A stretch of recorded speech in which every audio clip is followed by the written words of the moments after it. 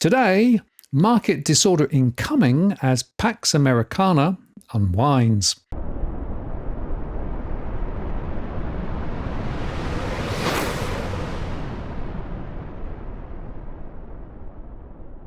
Hello again, it's Martin North from Digital Finance Analytics, where the latest post covering finance and property news. This is our weekly market update, where we start in the US, cross to Europe and Asia, and then in Australia, and cover commodities and crypto along the way. It seems that markets are beginning to read the room as the unwinding of the so-called rules-based order, which really was based on a Pax Americana hegemony, is falling apart. After the 25% auto import tariffs were announced this week, the so-called Liberation Day on April the 2nd, when Trump says he plans to announce reciprocal tariffs to end the days of, quote, other nations ripping off the US, or T-Day, is looking to be the next milestone. No surprise then that safe haven gold hit a fresh record high on Friday, with the futures at 3,126 and up more than 18% this year, even as the MSCI index of global shares fell, down 1.58%, and down year to date too, while the STOXX 600 European index fell 0.77% on Friday, but is still up 6.79% this year. The S&P 500 was down 1.97% on Friday, erasing around $1 trillion of market cap, and it posted its largest daily decline since March the 10th, and it's down 5.11% year to date, while the ASX 200 was up 0.16% as the election was announced, but down 2.17% so far this year, all weighed down by worries over a looming trade war sparked by tariff decisions from US President Donald Trump. According to Barclays, the administration will act swiftly, imposing tariffs on somewhere between 15 and 25 nations under either Section 338 of the Tariff Act of 1930 or the International Emergency Economic Powers Act, the so-called IEEPA. The tariffs are expected to target countries with the largest trade deficits with the US and those maintaining high tariffs or non-tariff trade barriers. Among the potential targets are China, the European Union, India, Canada, and Japan. Despite recent diplomatic efforts from countries like the UK, Australia, and India to avoid inclusion, Barclays believes the real negotiations will only start after April the 2nd, after the closing bell. And while on Air Force One, Trump told reporters that he was open to negotiations that would reduce the tariffs he was planning to implement on countries next week. One of the other big cautionary points for investors is that the inflation impact of tariffs has yet to show up in the data, which is why we believe this is the calm before the tariff storm, said Greg Bussock, CEO at AXS Investments in New York. In a note, Goldman Sachs said, although the range of outcomes remains wide, we think markets are still vulnerable to a negative surprise. The most robust market expressions of that view are likely to be equity downside, volatility upside, and possibly gold upside. We think rates, at least beyond the very front of the yield curve, will more likely fall. And in a survey, its client, Evancore ISI, said most respondents expect tariffs to be set at around 15% on average and to take effect within a month. And it found that clients see a potential US equity rebound if the rate averages below 10% and a renewed sell-off above 15%. But already, US consumer sentiment is down again as the University of Michigan, that's the survey the Fed all but rubbish last time, said consumer sentiment fell to 57 this month from 64.7 in February. Consumers expect prices to rise at an annual rate of 4.1% over the next 5 to 10 years, the data showed. That's the highest since February 1993 and above the 3.9% preliminary reading. And they saw costs of living rising 5% over the next 12 months. That's the highest since 2002. Actually, Republicans joined independents and Democrats in expressing worsening expectations since February for their personal finances, business conditions, unemployment, and inflation, said Consumer Survey Director Joanna Hugh.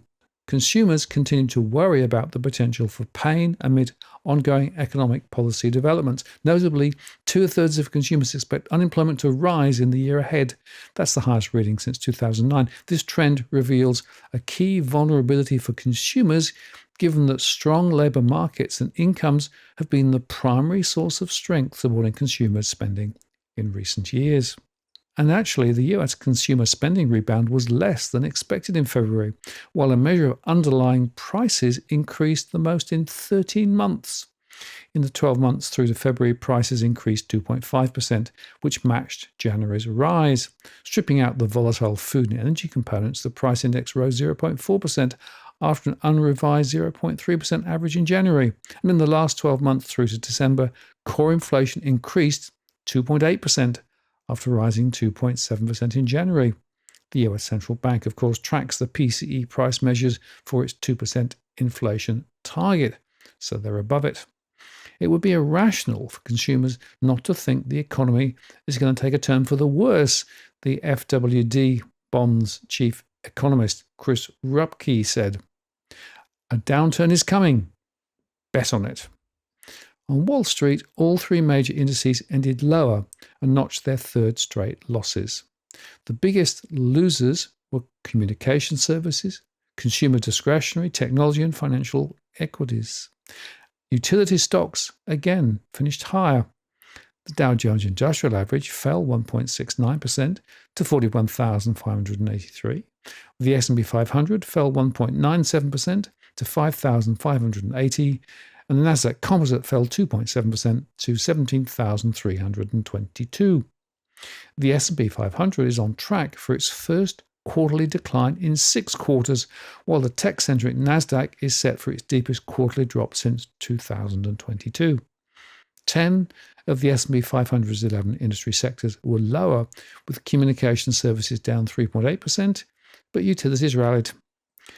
The volatility index was up 15.84% to 2165. Alphabet, Meta, and Amazon each fell more than 4%, and in fact, all 7 of the Magnificent 7 mega-cap techs closed lower. Tesla lost 3.5%. And the NYSE FANG Plus Index, which tracks the mega-cap techs, was 3.3% lower, taking the year-to-date drop to more than 12%. In the bond market, US Treasury yields declined as investors assessed the likely negative hit on growth from Trump's tariffs. Traders in interest rate futures were betting on a total of around 66 basis points of interest rate cuts this year. The yield on benchmark US 10-year notes were at 4.248%, while the 2-year was down to 3.910. The dollar weakened against major currencies, including the Japanese yen and the euro. The DXY was last at 104.03.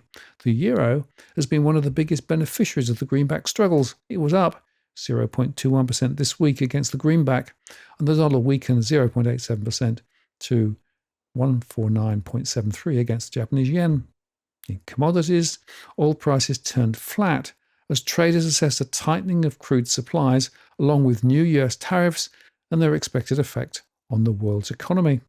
Brent crude futures fell 0.5% to settle at $72.54 a barrel, and US West Texas Intermediate crude fell 0.8% to close at $69.36 a barrel. In Europe, European stock markets slipped lower on Friday, with the future of the region's important auto sector continuing to weigh on sentiment. The Pan-European STOXX 600 index ended 0.7% lower and was down 1.4% for the week. That's the worst week since December the 16th. Still, the STOXX 600 index is set for its strongest quarterly performance in 2 years on Germany's spending plans and a rotation out of US stocks. German Chancellor Olaf Scholz on Thursday criticized Donald Trump's decision to impose tariffs on the auto sector. US President Trump's decision is wrong, he said in a statement. The US has chosen a path at whose end lies only losers, since tariffs and isolation hurt prosperity for everyone. Data showed that Germany's unemployment rate rose in March at the fastest rate since October 2024, as an economic malaise puts pressure on the job market even against a backdrop of long-term labour shortages. And data released earlier on Friday showed that German consumer sentiment was broadly unchanged heading into April, as the GfK Consumer Sentiment Index inched up just minus 24.5 points from a slightly revised minus 24.6 points the month before. The DAX dropped 1%, but it's still up 12% year to date. But Deutsche Bank fell 2.9% as the bank extended CEO Christian Sewing's contract, while its deputy and another top executive will depart as part of a management revamp, cementing the leadership team of Germany's largest lender for the next phase of its turnaround. The DAX Volatility Index was up 2.83% to 22.81. That's a new 6-month high. Short-dated yields came under pressure, with German 2-year yields, which are more sensitive to the ECB policy rates, dropping 4 basis points to 2.024%. That's the lowest level since March the 4th.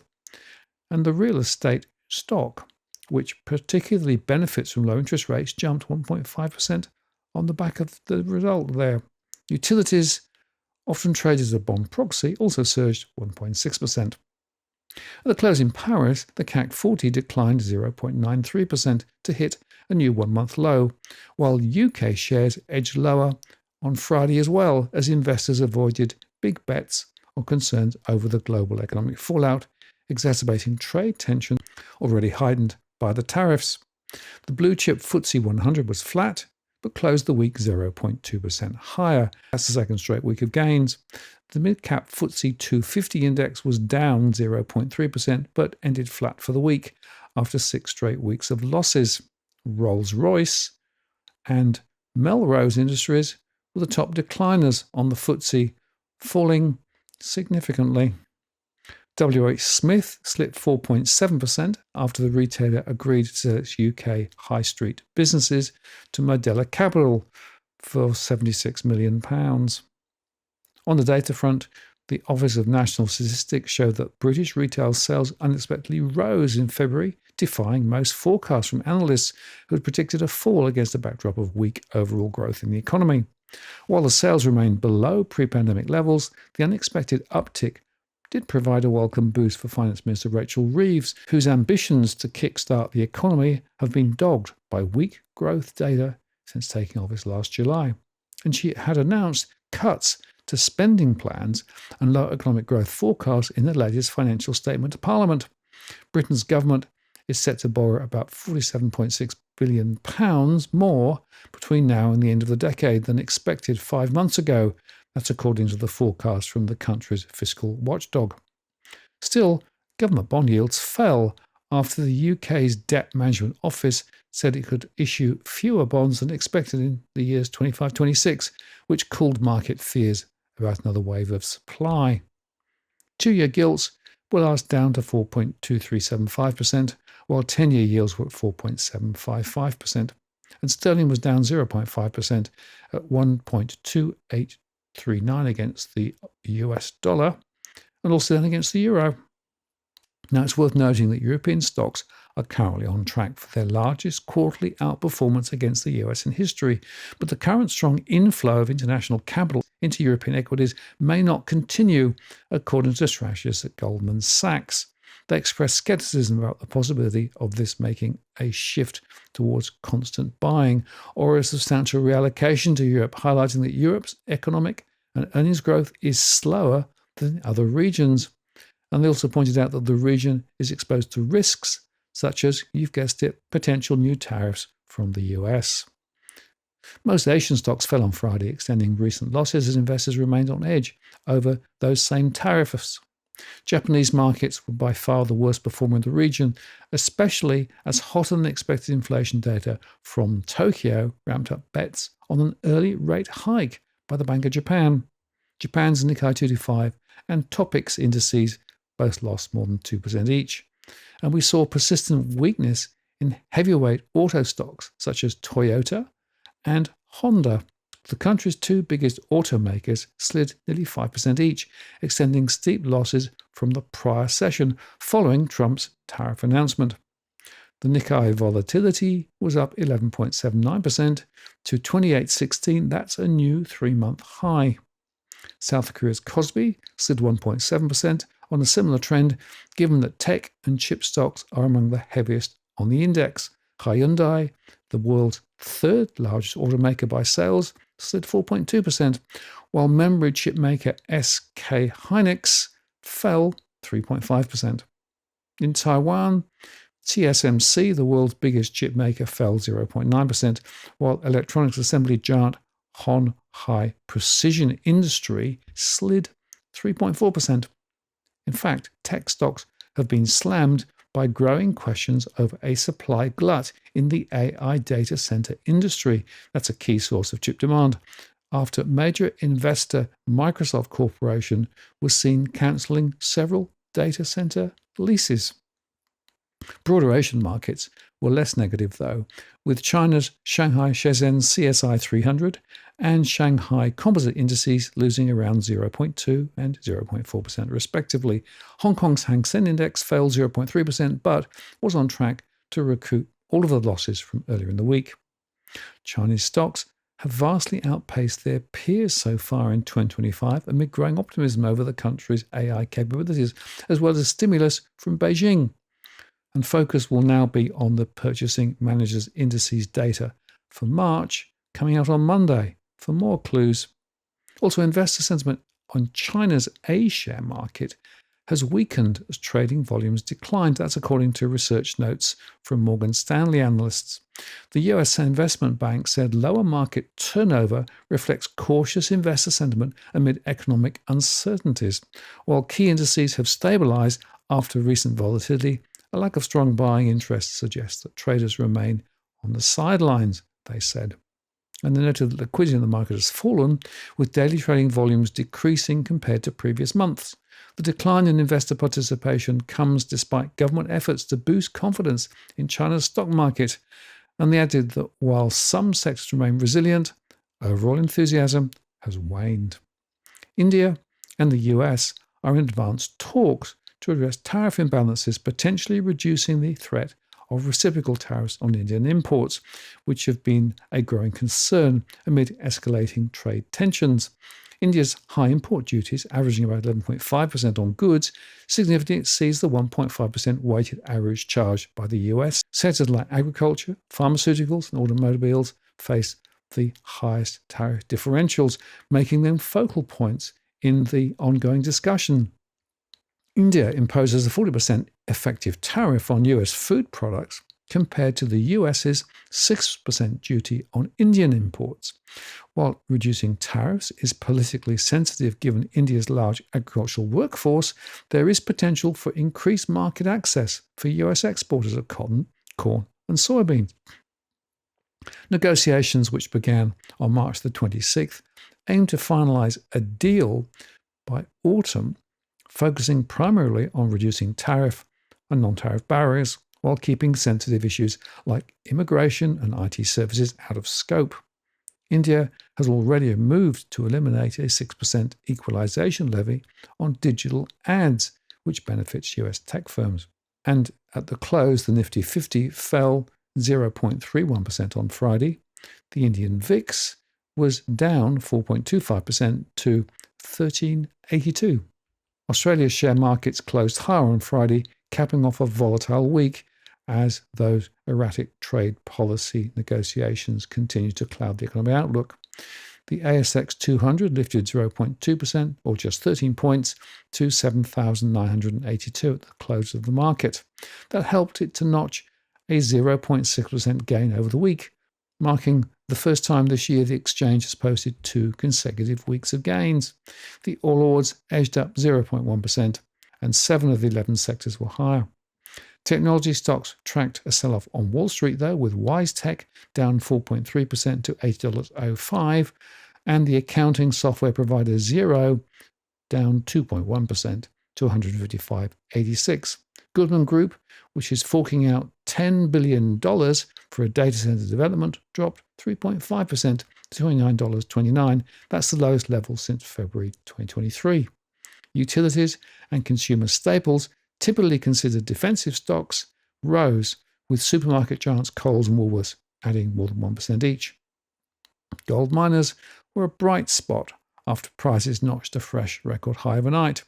The gold spot price reset a record, hitting $3,077 an ounce US.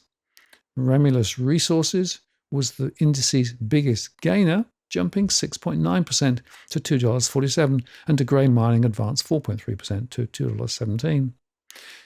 Glass bottles and can maker Oro posted the largest loss, dropping 8.4% to $1.80 after France's competition regulator said it was probing Saverglass as part of an investigation into alleged anti-competitive practices.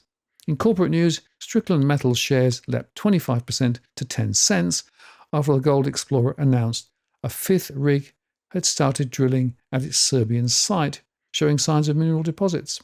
And Paladin Energy slumped 4.1% to $5.42, extending this week's losses after the company retracted its 2025 production guidance because of unseasonably heavy rainfall at its Namibian mine. That was despite Macquarie upgrading the uranium play to outperform. And corporate travel management dropped 3% to $14.52 after Chief Executive of Australia and New Zealand stepped down following a 7-year stint. And Incitec Pivot says 1.5% to $2.64 after weather events delayed sales and output across its fertilizer and explosive businesses, although it expects to recoup losses in the second half. Now, we know that Goldman Sachs says that the market is underestimating the chance that the Reserve Bank of Australia will cut interest rates next week, suggesting interest rates are too high given that inflation has fallen to within target. Bond traders say that there's just a 7% chance of a rate cut next week and a 73% likelihood by the following month. That's according to data provided by AMP. That means they broadly expect the RBA to keep the cash rate at 4.1% when it meets on April the 1st. But economists at Goldman Sachs believe the April meeting could go either way because the RBA has a propensity to surprise expectations, and Australia's economic fundamentals support the case for further easing. Australia's bond yields slid on Friday as the government unveiled tax cuts and other sweeteners this week ahead of the May the 3rd elections to soothe voters' cost of living concerns and help win Prime Minister Anthony Albanese's second term in office. The earlier budget showed authorities plan to fund those initiatives via an increase in debt issuance in the fiscal year starting July, lifting the deficit further. For analysis of the budget, see my recent post Beyond the Budget BS, and on the election overall, then look at yesterday's post that I made with Tarek Brooker. The Aussie dollar was at 62.87 US cents and 48.58 UK pence. Now, turning to crypto, is the price of Bitcoin and other cryptocurrencies a signal of more trouble ahead? With the price of Bitcoin down over 4% this week, from weekly highs of 89,000 US to 83,654, it really has no value anchor. So this may not be the end of the pain for holders of Bitcoin and, of course, other crypto assets, as when the leader falls, others tend to follow. The possibility of further declines was recently highlighted by a trader that many call a legend of the financial markets, Peter Brandt, which predicts that the cryptocurrency could fall to the low 70,000s directly from the current price, thanks to a so-called bear flag pattern, with the surge of recent weeks being its flag phase. But sometimes it only takes one number to shift sentiment on the market, and this time that number came from the latest inflation report. The price of Bitcoin has now lost a crucial technical support level to the 200-day moving average after the latest personal consumption expenditures data was released, adding more weight to an already uncertain macroeconomic backdrop. For Bitcoin, which tends to struggle in tight liquidity conditions, the break below the 200-day moving average could signal further downside if macro pressures persist. As for what comes next, well, that depends on whether inflation slows or if markets have once again been too eager to price in victory too soon. And for those keeping track, the Federal Reserve has made it clear again and again that PCE is the inflation metric that matters most. Unlike the Consumer Price Index, the CPI, which tracks a fixed basket of goods, PCE adjusts based on what consumers are actually buying. Just a month ago, optimism was running high, with many calling inflation a problem of the past, yet the data suggests otherwise. But with inflation still holding above target levels and revisions hitting at even more persistence, expectations for a dovish shift from the Fed are fading. And Bitcoin is suffering first. But of course, the broader market is now following, which is why the gold safe haven is for many so attractive, at least for now. Much of the pain has been self-inflicted, thanks to Trump tariffs, but the overall fallout is going to be significant, and not just in the US. I'm Martin North from Digital Finance Analytics. Many thanks for watching, and I'll see you again next time.